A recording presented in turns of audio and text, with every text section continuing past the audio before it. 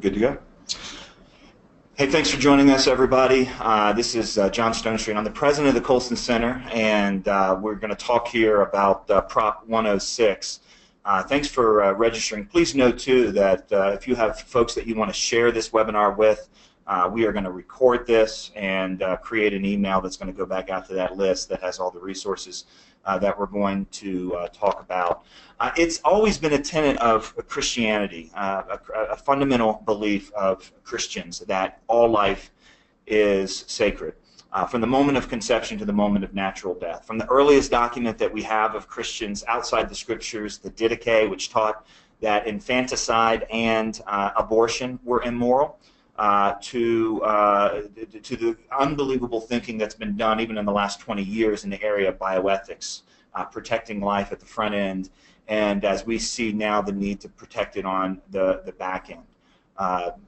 Life is sacred, not because it has any sort of capacities, not because people have abilities that others do not because human dignity is acquired, but because human dignity is innate, because every single person is made in the image and likeness of God, and they are endowed with that value from their Creator. That's the Christian worldview framework that drives Christians and has driven Christians from the very beginning to champion the dignity of all human life. I've been following issues of euthanasia and physician-assisted suicide for about 15 years or so, primarily in just kind of some introductory lectures that I prepared for Summit Ministries for high school students, trying to introduce them to the larger issues of bioethics. Then, of course, everyone in the Christian community thinks and talks often about abortion. However, the end-of-life concerns are things that oftentimes a lot of us haven't thought about, and we don't know how to answer when the most compassionate thing to do seems like helping someone end their life, but it's not for a number of reasons. Number one is the dignity of human life is not determined by one's capacity or one's function or one's lack of pain. Second, we know that wherever physician-assisted suicide and euthanasia bills have been enacted and put into place, that individuals that are at the highest vulnerability, those who are the elderly who don't want to die, those who, especially in communities of disability, there's a reason that nearly every disability rights group that there is, both secular and Christian, oppose this sort of legislation. And the reason is because pretty soon, as the slippery slope goes, what is sold often as a solution for those with terminal illness becomes an option for those with a hopeless diagnosis, becomes an option for those who have unbearable pain and suffering. So what moves from kind of somewhat of an objective category becomes completely subjective. We also have the financial incentives that come into play. And now, because no man is an island, no one is by themselves. I just read this morning the Colorado Springs Gazette editorial board, largely because of the work of Jeff Hunt, who's here with us, have come out officially against Prop 106 because of the high rates of suicide in our state. And suddenly we're basically creating an argument that for some people, well, your life doesn't have dignity, you may choose to end it all, as we're even trying to keep complete populations we have a teen suicide epidemic here in Colorado Springs, not to mention with the military, high levels of military personnel as well. So there's just a number of reasons why Christians should be alarmed by physician-assisted suicide wherever it is. And for those of us here in Colorado, it really matters. What we've been doing over the last couple weeks is really trying to get our minds around this issue, to join those like the Centennial Institute at Colorado Christian. Jeff Hunt's the director of that. State Senator Owen Hill, who's with us as well, he's been fighting this on the legislative side of things, and Debbie Chaves with Colorado Family Action, who's on the line and who'll be speaking with us here in just a second. These guys have been on the front lines of this, trying to prevent this from becoming law in our state. We can also mention, too, Focus on the Family and the Family Policy Alliance. They've done terrific work on this issue. And this is not for many of us, it seems like, well, we woke up and here it is on the ballot. And when it's on the ballot, it's a completely different ballgame than it's when it's in the legislature. When it's in the legislature, you have committees, you have debates, you have arguments, not necessarily good ones, but they're at least there.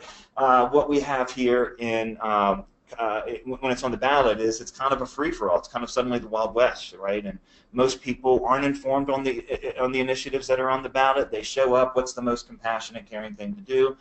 Or I would never do this, but I don't want to keep anybody else from living out their own autonomy and their own dignity. And suddenly we have a really bad law that's in place. And so we want to do everything we can to put the brakes on here as the champions of human dignity. There's so many things that we can talk about, and I want you to know, first of all, that we have created a toolkit, including resources from the Family Policy Alliance, from Centennial Institute. We also have a series of videos that are being produced next week that tell the stories of individuals who oppose this and why they oppose this, as well as kind of an instructional video that just goes through the main talking points so that you can have a conversation.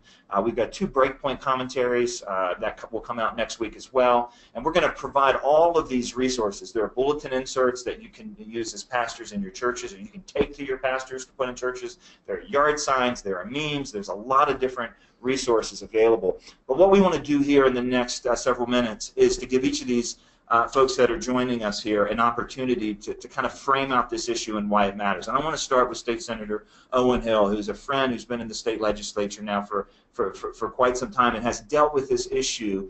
And what I want him to do is just kind of frame out that this is not just, even though it seems like, boom, here we're dealing with this, this has been in the state. It's been in process in the state for quite some time. So, Owen, give us a little bit of that history.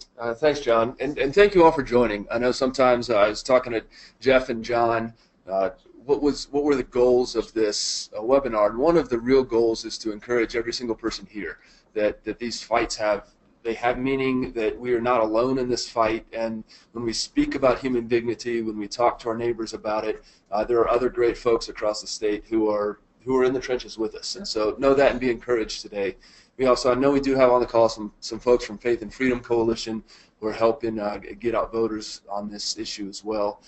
I'm a military veteran, and a friend recently said to me, and this was very compelling, he said, Owen, we have 22 veterans a day who commit suicide. And I know some of you have seen these push-ups, people doing 22 push-ups a day for 22 days on Facebook, trying to highlight this challenge. And he said, Owen, what would you do if one of your fellow veterans was standing on the edge of a bridge and you saw him over there? Wouldn't every single one of us run over there and say, hey, man, what can we do to help? How can we walk with you through this? And he said, I feel like as a veteran, this was his comment, I feel like as a veteran, this bill is basically telling people, hey, don't worry about that guy standing on the edge of the bridge. Don't worry about that veteran or that teenager struggling. Just stand back there and say, well, hey, it's your choice. Go do what you want. And when you hear that, it feels crass. It hurts almost to say it. When we recognize we do have a duty to our fellow men, to our fellow women, to say, how do we walk alongside you in whatever challenges you're facing? I do want everyone to know this isn't a new debate in Colorado. We have dealt with this twice before in the state legislature. I voted against it, cast a deciding vote against this last year. And John, you mentioned Christians and how we view on this, but this cuts across. You mentioned the disability coalitions as well. Mm-hmm. This cuts across. This isn't just Christian and non-Christian. This is people who recognize we've got a duty to our fellow men and women who are struggling, and many people recognize this. There's a reason this has not passed the legislature. It's not just a Republican reason or a Democrat reason. It's because when you talk to the doctors involved in this, when you talk to the insurance companies who will admit this changes the insurance equation, the financial incentives for end of life. When you talk to caregivers, when you talk to people who've lost loved ones, you realize this is, while it's a challenging time, this is a necessary time for our humanity, and it will not be solved by pushing or marginalizing these folks out of our viewpoint with physician-assisted suicide. I know we're going to talk about some of the other challenges. Just really encouraged with Jeff and the work he's doing at Centennial Institute, Debbie Chaves as well. I couldn't do my job without them and coming together. But no, this is not a new issue, and there's a reason it hasn't passed. And the reason it hasn't passed is even if you think people should have the freedom to make this decision, from a legal standpoint, the way this is written, it's written terribly. And we'll walk through on some of that. Many folks have asked me, Owen, what's going to happen in November with this proposition? Right now, to be candid, I think it's going to pass. The way we're seeing it, the way we're seeing polling, the way we're seeing people responding to this. And so part of our task as well, yes, we can push back and maybe we're able to stop this terrible bill from going through. But even if it does, we also need to be prepping for how do we address this in the next legislative session to say how do we protect doctors, how do we protect the disabled, how do we make sure this is well, how do we protect people as much as possible? Because I haven't talked to anyone who doesn't agree this is a threat to the vulnerable in our communities.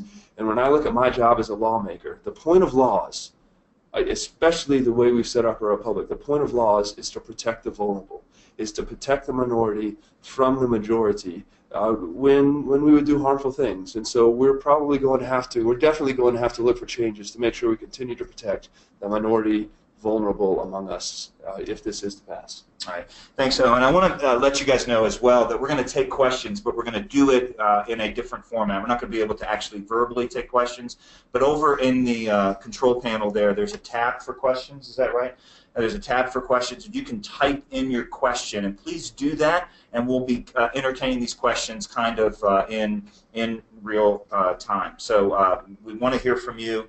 And that way we can kind of space out the questions if we know we're going to answer them in the kind of the way this is going anyway. So go ahead and type in whatever questions you have, and we'll be looking for those. I want to turn it over here to Jeff Hunt. Jeff Hunt's the director of the Centennial Institute at Colorado Christian University, and Jeff specifically, and we need to talk too. I mean, physician-assisted suicide is philosophically a bad idea. Right. But specifically, Colorado Proposition 106 is a bad bill on a number of levels. Yes. And I think that is maybe kind of the most pragmatic way to have this conversation with others. In the 3 or 4 weeks we have remaining, is to say, look, okay, we'll discuss physician-assisted suicide, but we can't back down if it goes forward right now, and this bill is really bad. And could you talk about that just a little bit? Yep, absolutely. John, thanks so much for having me. I appreciate it. A few things about this bill. Remember, when it comes to propositions in Colorado, a yes is forever and a no is temporary. And so even if you're in favor of doctor-assisted suicide, but you have problems with this bill, you can always say no, and they can come back and fix those issues. And that's one way to talk with someone that might be wrestling over the issue of doctor-assisted suicide in itself. But this bill itself is very problematic. One of the things that we run into on the yes on Prop 106 side is that this thing has worked well in Oregon for the last 20 years. Doctor-assisted suicide's worked well in Oregon for the last 20 years. That's simply not the case. And one of the biggest problems that we have is the issue of insurance companies now getting involved in everybody's end-of-life decisions. So there's been a number of cases out of Oregon where people that have been diagnosed with terminal cancer have received letters from insurance companies, primarily the state-based Medicaid system, that said, we're not going to pay the $4,000 per month required to keep you alive, but we will pay the $100 for you to kill yourself. And that should terrify everybody. Oftentimes this is made as a libertarian argument, that people should have the right to choose towards the end of their life how they die, or even if they do want to have that choice, or they don't want to make that choice, they don't want to restrict somebody else from making that choice. The real problem that we've seen in other states that have implemented this bill is that it now involves all insurance companies into everybody's end-of-life decisions. So this is going to affect everybody, not just the people that are terminal, but everybody. Because insurance companies are going to start cutting costs, like we've seen in Oregon, and they're going to start denying people the types of treatments they need to stay alive. In the Wall Street Journal, there was a quote from a doctor in Oregon that said this: "Also concerning are the regular notices I receive indicating that many important services and drugs for my patients, even some pain medications, will not be covered by the Oregon Health Plan, the state's Medicaid program. Yet physician-assisted suicide is covered by the state and our collective tax dollars. Supporters claim physician-assisted suicide gives patients choice. But what sort of choice is it when life is expensive but death is free? So that's one of the biggest arguments against this, is that now you're involving insurance companies and government in everybody's end-of-life decisions. The other big issue that we have with Proposition 106 is that there is zero safeguards to the general public with this initiative. The only people that are checking up to make sure that doctors that are prescribing the end-of-life drugs are the doctors themselves. There is no independent agency that's going to review this process. The process by which reports are done is the doctors themselves. And so we're very concerned that the citizens of Colorado do not have an independent public authority that's going to review these processes to make sure that there's no abuse. How do we know that there's any abuse happening if the only people that are reporting it are the doctors that are prescribing the drugs themselves? And so we're very concerned that there are absolutely no safeguards. The other things that you're going to see, and we have a whole list, and John's going to put it up here, is that this is going to invite doctor shopping. And we've been, in Colorado, we've experienced this around the legalization of medical marijuana and then marijuana itself, is that you see these doctors set up their shops where people can go and, medical marijuana was first sold as, this was going to help only people in extreme cases with that needed that type of medicine, and we all saw that it was really just, anybody could find a doctor to get the type of medical marijuana that they needed. What we've seen in Oregon and Colorado is you have doctors that set up specific shops just to provide this type of service, and that's going to happen here in Colorado if this passes. I'm going to talk about two more issues, and then I'll pass it back to you, John.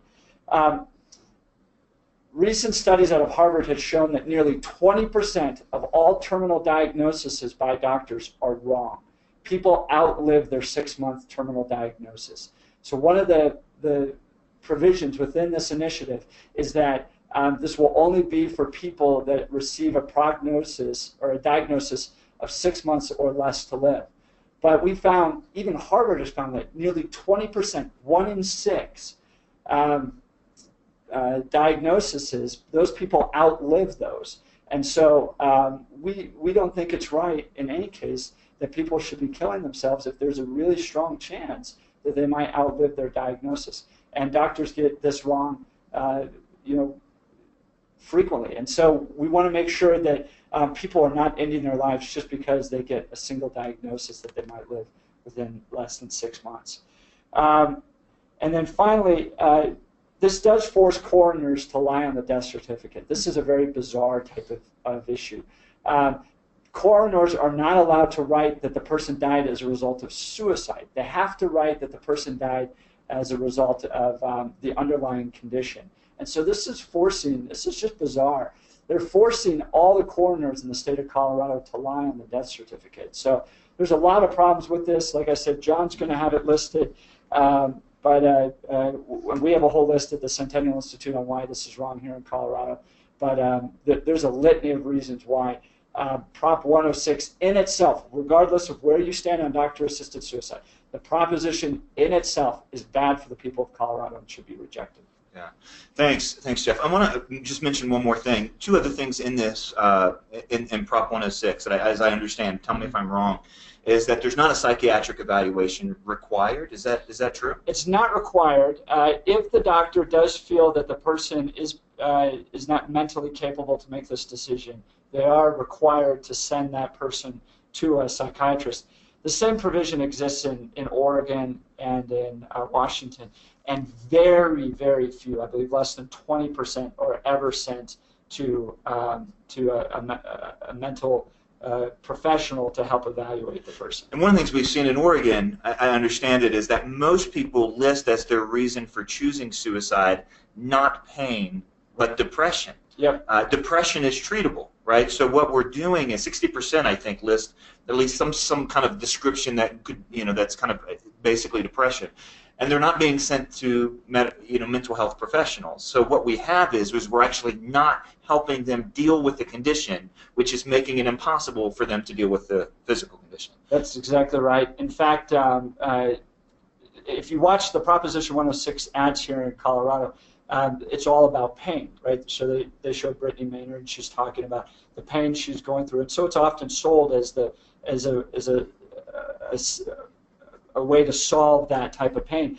But if you look at the Oregon reports in 2013, 2014, and 2015, actual pain is listed as next to the bottom as to the reasons why people actually choose doctor-assisted suicide. The other top reasons are depression, lack of, they don't get to live the life that they were previously got to live, and then fear of immobility. So those are the top 3 reasons that people give for actually committing suicide. It's not pain, but if you watch the advertisements, what's being sold to the people of Colorado is that this will only be used for the people that are in tremendous amount of pain. And listen, we all don't want to see people in pain, and so we're sympathetic to that. But that's not how it's played out in Oregon and Washington, where these things are actually implemented. Yeah, that's really important. That goes to Owen's point earlier, which is if the issue is depression and mental health issues, then what we're not doing is being compassionate. What we're doing is just essentially letting them, end it all so that we don't actually have to get in and deal with it, and that's not compassionate at all. We have a number of questions that have come in. One, is the question of, do we have a good comprehensive, go ahead and scroll that down so I can see that. Do we have a good kind of comprehensive brief position paper? A number of these have been produced, and they're all available. The Family Policy Alliance has a website dedicated to this, and in the email following this, we'll link you to that. We also at the Colson Center have a website dedicated to this with a whole toolkit, which includes the talking points both on physician-assisted suicide and specifically on Prop 106, and they are there. Included in that toolkit are bulletin inserts for church bulletins, and they boil it down to 3 points. Very easy. 3 points to make why this is a bad bill. Now, another question came in, and Owen, I want you to address this one before we go to Debbie, and that is on the funding of the bill. The question is, I understand that the funding for this bill is primarily from outside of the state, and it's far exceeding the support that has been given to stop the bill. And I know that that's one of the issues. The funding for this bill is far greater than the funding against this bill, and that's a real problem for those that are trying to fight it. Let's speak to that just a bit. It is a problem, and Ann, I want to say thank you for submitting that question. It's an important question. Most people don't realize this. They think a lot of these are just citizen initiatives that boil up, but what we're looking at here is about a $5 million investment from George Soros. Part of it's candidly played into the presidential push this year, trying to turn out votes for Hillary Clinton. But one of the areas, this is why this is so important, and why it's so important that you ask this question, you're engaged and involved in this issue, because polling increasingly suggests people do not know where they stand on this issue. And if you want to understand a little bit of that effect, you see George Soros is paying $5 million to brand this as death with dignity. And when we stand up here and say, no, this is physician-assisted suicide, many who are in favor of this, they freak out. They say, it's not suicide, it's not suicide. This is a war of words here. Doctor-assisted suicide, I mean, if we just look at the words, that's exactly what we're doing here. And when you talk to your friends and neighbors and you share that this is suicide, almost immediately people have a negative reaction to this. So I think that's one of the most helpful things we could do to counter that money is, yes, we can talk about some of the problems in the policy, but we need to continue to highlight that this is doctor or physician-assisted suicide, and it doesn't protect the doctor, it doesn't protect the vulnerable, and this is something that in almost any other case you and I would have a moral duty to run and help these people as best we can, saying your life has meaning, your life has purpose, your life has dignity, and we will confer that to you through relationship, whether it's talking with that person ahead of time or as they're confronting the act itself. Yeah, you mentioned the doctors, and I think that's an important one to bring out. The Family Policy Alliance has produced 2 videos. One of them is with a patient with a terminal diagnosis and why she's making the decision that she's making, and why she thinks it's a bad proposition. The other is with a medical doctor. and the complications that this creates between the doctor and the patient. And what does it mean? I mean, the doctor took an oath to never do harm. That's part of what it means to be a doctor. And how this compromises that profession. George Weigel, but by the way, both the video and this article by George Weigel in National Review are linked at colsoncenter.org/prop106. That's colsoncenter.org/prop106. That's the toolkit. We'll also email all this to you. One of the things that Weigel talks about is where this has gone in Canada, and he talks about 3 of his parishioners when he, I guess he spent some time each year up there, went to the doctor, got a terminal diagnosis, and the first question that they were asked, not even a terminal diagnosis, a cancer diagnosis, first thing they were asked, do you want to be euthanized? And this was kind of part of now medical protocol, and some philosophers that are influencing the certification boards up there have suggested that if a doctor cannot get behind doctor-assisted suicide and euthanasia, then they shouldn't be certified to practice medicine in the country of Canada. So that's where this also goes, and we've seen that sort of pressure, by the way, already on other issues, that if you can't go along, with this, then you don't get to practice medicine. And this has happened in cases of abortion and other issues, sex reassignment surgery, and the list goes on and on and on. So this will be a religious freedom issue as well as it goes through. A question, if you could go back up there, so let me see that top question. And maybe one of you can address this. How will this, and I don't know who's the best to address this, Owen, this might be you. By the way, Lonnie asked the question, how many doctor-assisted suicides in Oregon and how many states are using this law? We would be the 6th state, I understand, to have physician-assisted suicide, and there's been about 1,000, I believe, patients in Oregon. That's the number I saw this morning. Last year there were 200. I'm not sure about the total number. They've been doing it for 20 years, but it's going up every single year. And remember, in Oregon as well, the coroner does not list suicide as the cause of death. Yeah. So in some ways, we don't even know what the answer to that question is. The question is about the VA. How will this affect the VA since it's a federal program? What's the relation? Federal hospitals versus state laws. How does that work? Cindy, I appreciate you asking the question on the VA. Candidly, I don't know on this one. I'd be happy to do some research on it and get back with you. I think that's a great question. When we have the federal government coming in again and again and again, browbeating states, trying to tell them how to do things, whether it's religious freedom in other states here. It does surprise me that the federal government and the VA haven't come out against this, again, especially dealing with all the suicide epidemic of our veterans. So that's a great question, Cindy. I know you personally. I'll work to get some answers to that and put that on my Facebook page where I know we're friends. Yeah, and speaking of knowing personally, my mother-in-law just sent in a question.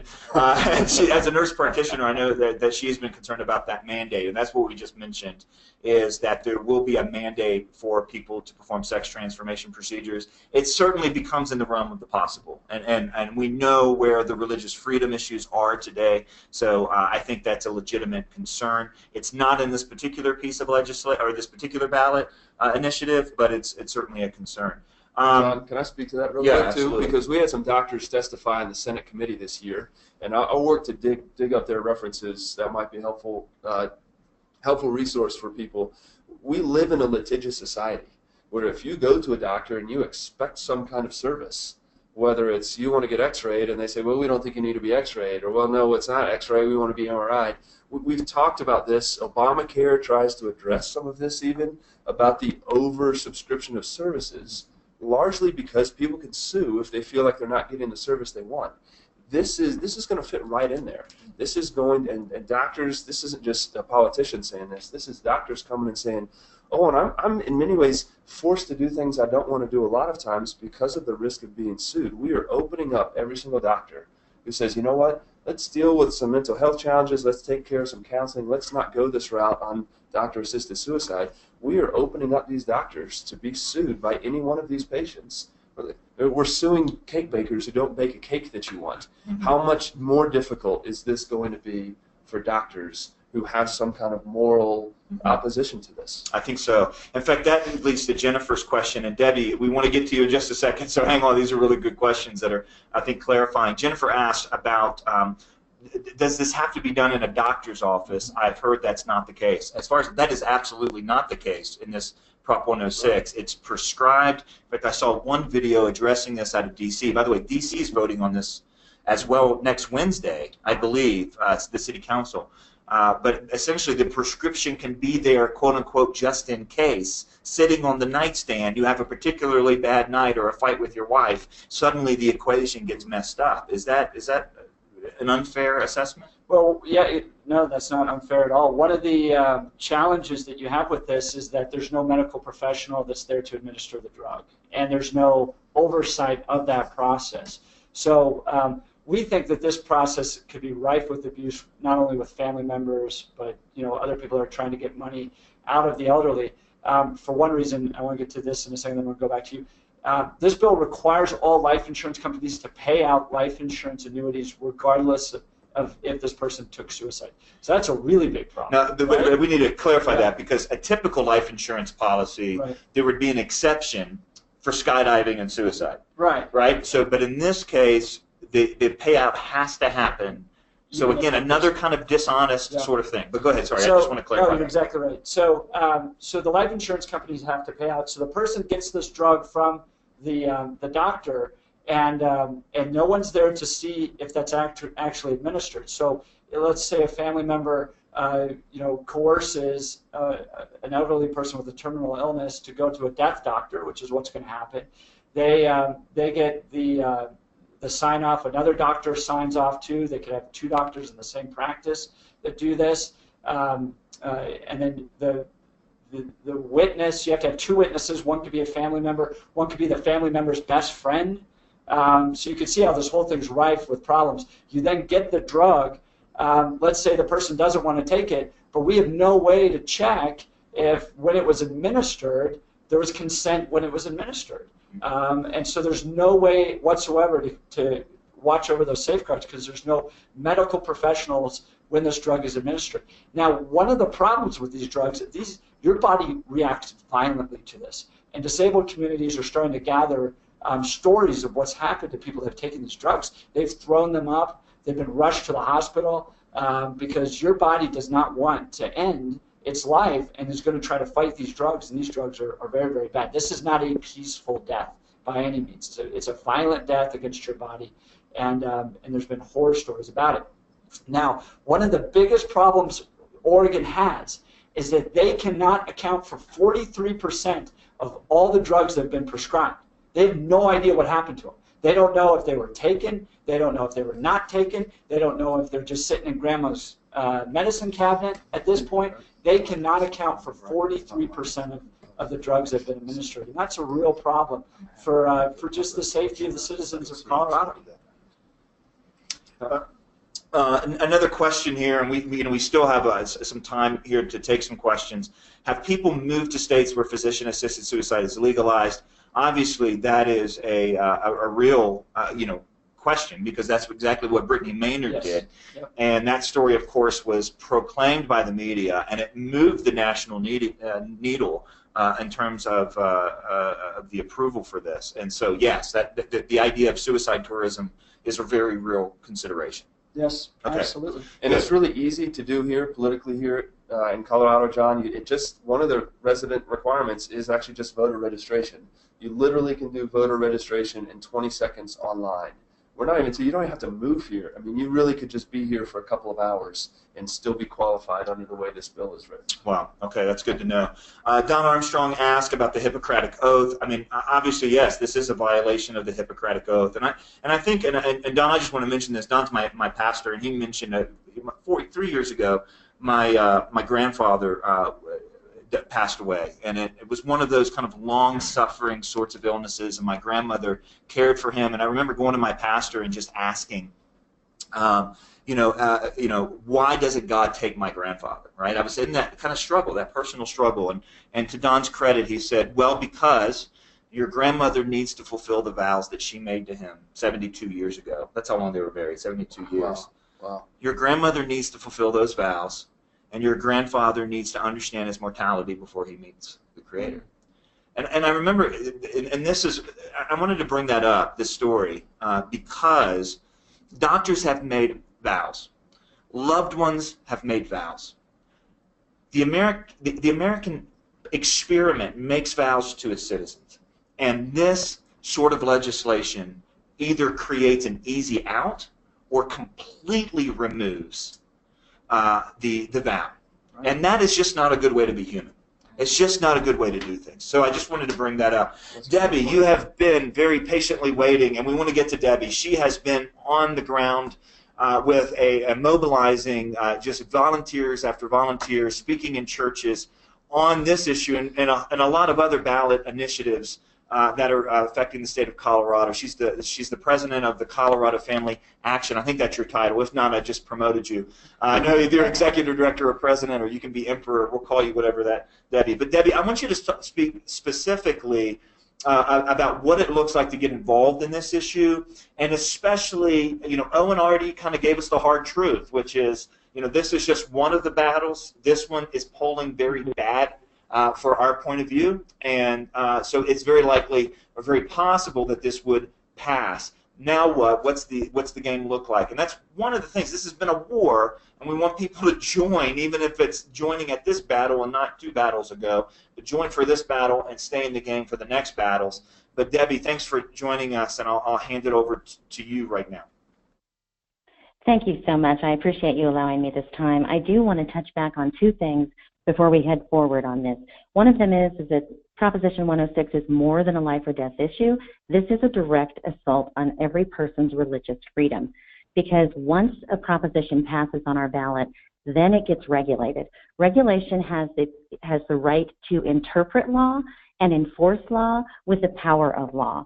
And however this is going to be interpreted by those commissions that actually handle the regulatory part of this, that's where even more danger can happen than what we see is actually written in this proposition. So right now, when we look at the after effects, either way, whether this passes or not, we need to pay attention to what's happening on our Board of Health, on our Insurance Commission, and on our Civil Rights Commission. Who are the members there? Are they family-friendly to Christian values or not? And right now, specifically, you can have a conversation with your own doctor, and you can ask your doctor his views on this issue. If he understands the grave circumstances that we're in and that we need to get the word out on this, we can hook your doctor up with other doctors that have formed an alliance to be a vocal, authoritative voice out there for the public. So you can let us know simply by contacting John, and he will get us in contact with you to empower your doctor to have the resources he needs to be a part of this alliance. One of the other key things that we have to look at is that every life is worth fighting for. If you go to that FamilyPolicyAlliance.com website, you'll have multiple videos that you can send out to your friends. And in fact, Elizabeth is one of our videos there, and she will be at St. Vincent de Paul Church this Sunday and speaking there. And she has her own story about surviving a brain tumor, just like Brittany Maynard's. And folks, this is something that's touched most of us. I even have a personal story of my own father. His 6-month death prediction actually turned into 17 years. So we do know that doctors can be wrong on this when they have a diagnosis. They have to go by what they know in the textbooks, but we also know that God has a divine plan for each one of us. So I'd encourage you now to make sure you get back in touch with us so we can help you have those simple-to-use talking points. Make sure you do talk to your own doctor. And regardless of where you're plugged in society, we look at those 7 spheres of influence: arts and entertainment, business, media, family, religion, government, and we can help you decide how to insert your values into those areas, because when we create this culture of life and we show that every life is worth fighting for, then people can carry an easy dialogue. The only reason we see propositions like this is because we did not create that policy and culture shift that we needed to on our watch. Thank you, Debbie. Hey, just really quick, you broke up just when you were giving your web address. Could you give that one more time for us, Debbie? That's FamilyPolicyAlliance.com, has those videos there for you to look at and send on to others. Okay, so that's FamilyPolicyAlliance.com. And again, we're going to send out a follow-up email with the recording of this webinar and all those resources that she mentioned, and also links to the different organizations that are putting some of these things together. I want to thank Owen Hill for joining us. He had to step out to do something else. He did actually offer to provide a public cell number where you can reach him as a state legislator, as well as a personal email. And we're going to provide that to everyone who was on the call. So just stay tuned. And the reason is that Owen is one of those that it communicates, I think, very well with the constituency. He wants to hear from you, and that'll give you a chance to communicate with him specifically any questions or concerns. And as Debbie said, again, as we stay in the game beyond this particular ballot and this particular election on this issue, your voice is going to matter, in the legislature. Now, there's a question, Jeff, and I want to hand this off to you from Jesse. How is it that the drug companies who produce these drugs are unwilling to sell the same drug to states for the death penalty? That's something I don't know about if that's the case or not, but I hand it off to you. Yeah, great question. What this gets into is there's been a movement within the anti-death penalty organizations to try to force the drug companies that produce the drugs that would kill someone sentenced to death to not produce them anymore. And they've actually been very effective in getting companies to stop producing that. So the question is, why don't we get the companies to stop producing? I believe that the primary drug is barbiturate. I'm not a doctor, but why don't we get the same companies to stop producing that? And that might be the next step. The truth is that George Soros and groups like that have put in a tremendous amount of money to legalize doctor-assisted suicide in the country. And they're going to be going state by state. This is going to be the next big social issue for the next 10, 15, 20 years. Like abortion and life have been, gay marriage issues, those types of things. This is going to be something that we're going to be talking about for a long, long time, and we need to be prepared for that. In fact, George Soros has called this campaign Project on Death in America, and that should just run chills up your spine. But that might be the next step, is that we have to start to put pressure on these drug companies that if they're taking a stand against providing drugs to people that have been convicted and sentenced to death, then they should also be taking a stand against providing drugs to people that are doing this via doctor-assisted suicide. We should be a culture of life.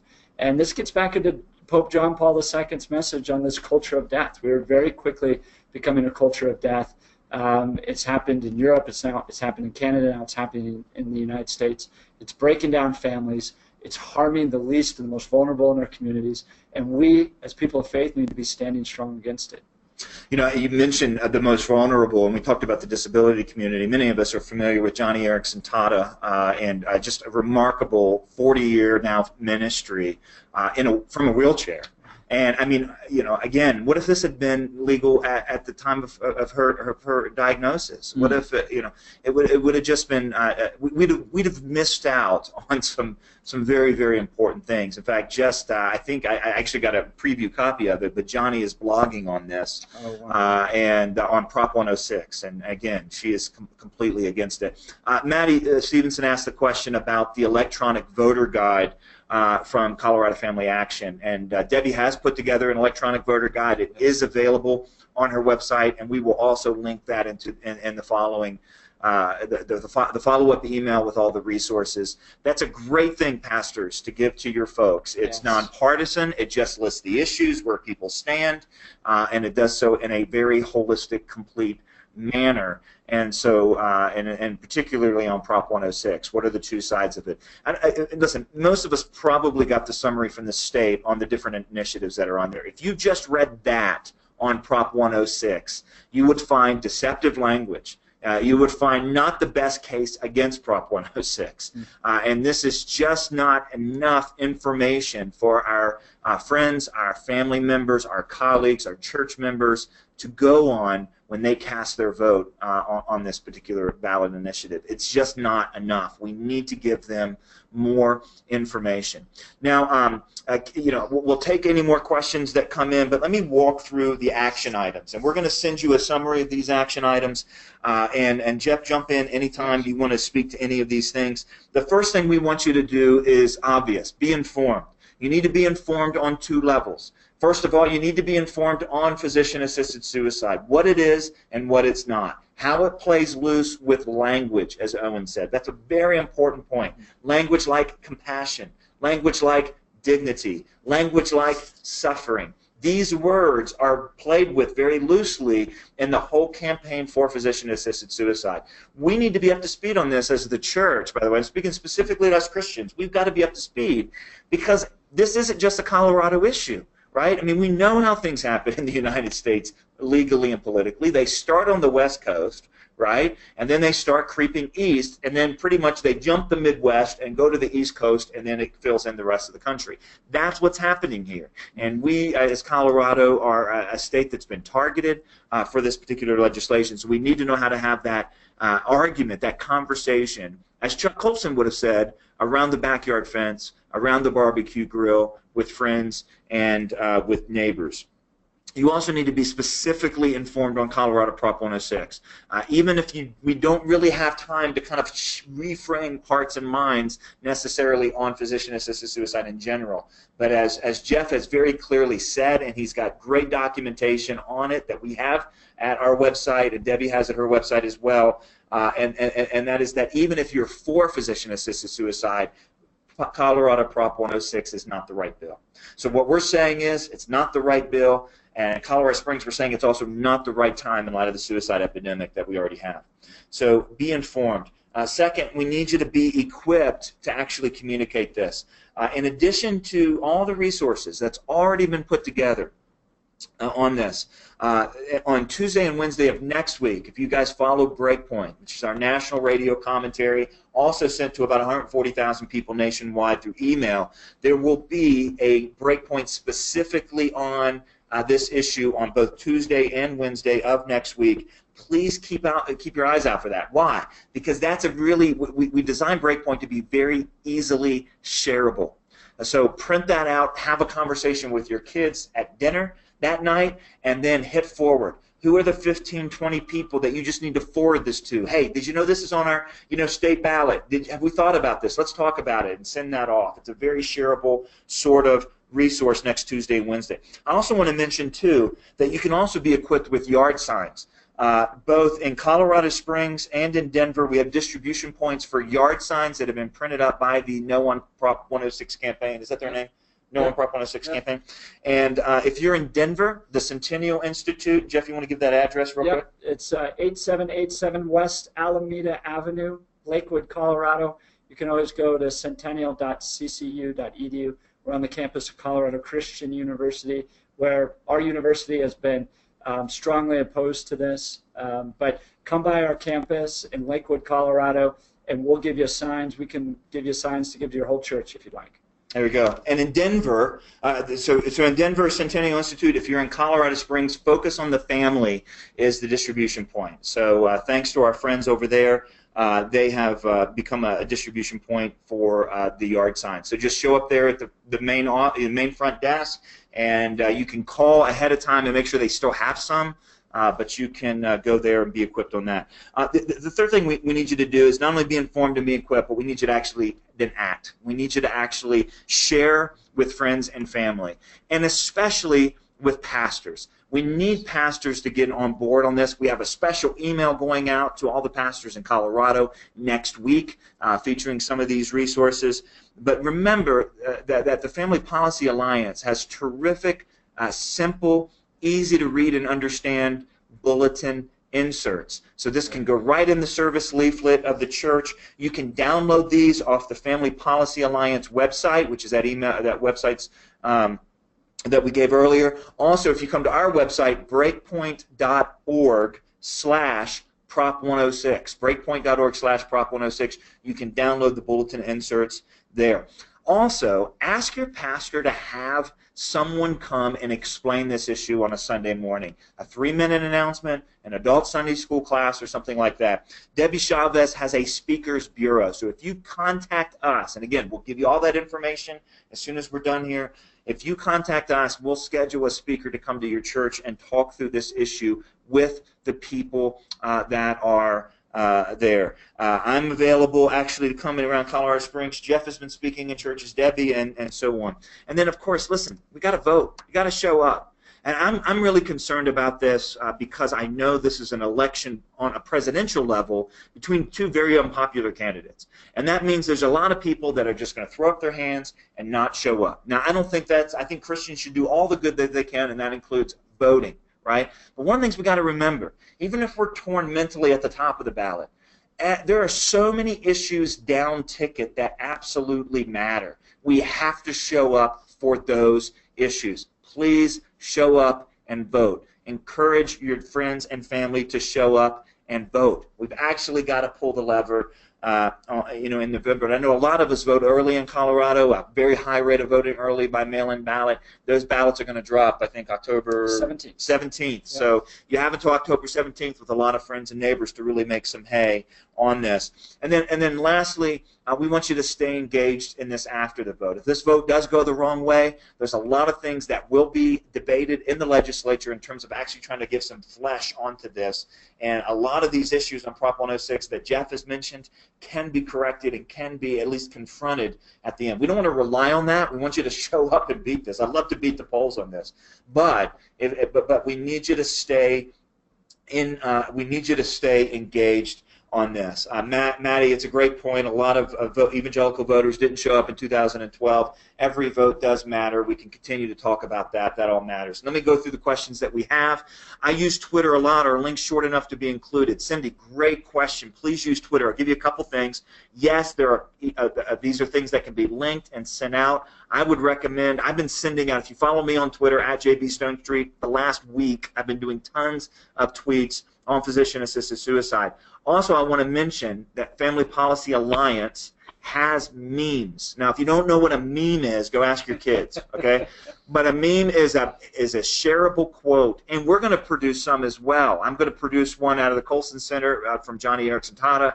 We're going to have some from some of the rest of us, and these are just no on Prop 106 memes. That's a great use of Twitter, okay? So you can find that at Family Policy Alliance. At their website, they have some memes that they have prepared. Jeff, I'm going to let you speak to the commercial question. The question is, are commercials being made for our side? We know there's a lot of commercials being made on the other side. Yes, and this gets into how we're being outspent almost 4-1. There are commercials that are being made. They're going to begin running October 17th when the ballots drop. But if you are called to donate to the campaign, you can go to noonprop106.com. I believe it's noprop106.com, and donate there if you want to help with the general campaign. These are ads that are going to be really targeting independents here in Colorado. They make up one of the largest voting blocks here in the state, and so they're really going to be targeting them. But they're going to start October 17th, and you can get involved with the campaign. That's the official campaign there. I do want to say one thing real quick, John. When this was raised in Massachusetts in 2012, the numbers were very similar to where they are today. It looked like it was going to be legalized in Massachusetts. Christians, Protestants, Catholics, the LDS community, Eastern Orthodox Christians, they mobilized and they were able to turn this thing around, and they were able to win 52-48. So we can turn this thing around. We need the right people involved. We need to be motivated. We need to work hard. We need to be driven by our faith. We have to have the faith communities out and active in the communities on this. The Catholic Church in Massachusetts was the reason this thing turned. So please, we can turn these numbers around, but we need to be active out there, and we can make a difference. It happened in Massachusetts. It can happen here in Colorado again. So take some time, tap out some Facebook posts, tap out some tweets, use the resources that we have. Again, we'll send you an email follow-up with links to all of this, but you can just quickly go to breakpoint.org/prop106, breakpoint.org/prop106. I want to just thank Debbie for all of her hard work at Colorado Family Action. Debbie, you've been a hero on this. Thank you for your work on all these issues. Again, use her voter guide, which is on her website. And I want to thank Jeff. Jeff's been an early champion of this, and he's been following this very clearly and has been great with a lot of the messaging points. So you'll find a lot of his resources in the toolkit that we've put together. And again, Owen Hill for joining us. And thank you for being involved, being engaged. We knew that if you're on this webinar, that you are motivated not only to care about this issue personally, but to do something, but to share, but to activate. And that's what we need. We need that to happen. There are lives at stake. I mean, I hate hyperbolic language and these sorts of things, like everything comes down to this election. I'm not willing to say that, but I am willing to say that on this legislation, this ballot initiative, if this becomes law, there are lives at stake. We have to have the Christian community and others mobilized on this. If you have any other questions, You can email us through the link that you were provided. Cindy, thanks for joining us. Thanks for the thank you. Please send the Facebook and Twitter post. God bless you guys. Let us know how we can help you do what you need to do to make a difference on this issue. Thanks, everybody. Take care. Thank you.